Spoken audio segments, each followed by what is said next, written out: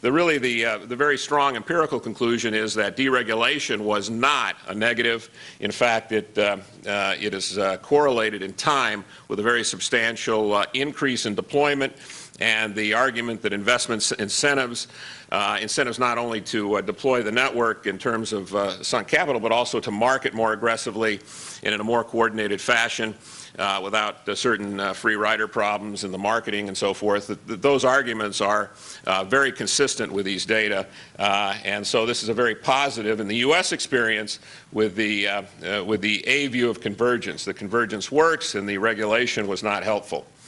So investment incentives are real and important, and open access regulation on technology deployment, in our experience, in this instance, was negative.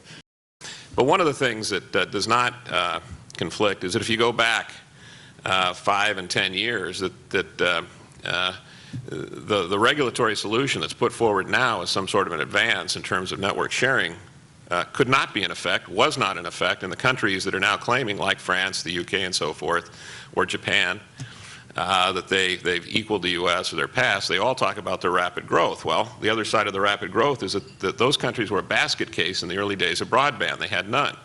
It was quite a problem. Now, you can certainly sell the current regime of network sharing as a fix for that. We fell behind. Now we got it right. You can also look at it as an industrial policy that has to catch up. Relies on a great degree of government planning to figure out what the technology is, where to essentially subsidize the technologies by regulatory protection, implicitly or explicitly. And so, yes, you can force feed a lot of fiber in a regulatory structure once the regulators get behind that. You've seen that in Japan. You've seen it in other countries.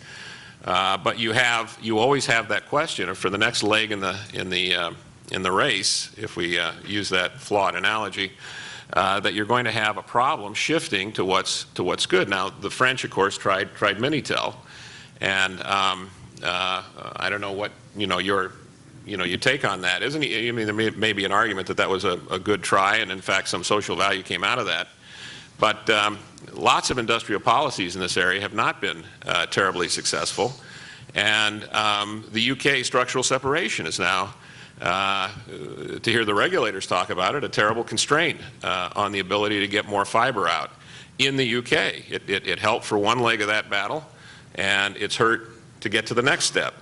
And one of the great advantages of competitive markets is that you have decentralized decision making, a lot of experimentation, and no barrier to the next technology being deployed if somebody wants to step out there and try it. So I think that there's a lot more dynamism in that context that is important. It helped the U.S.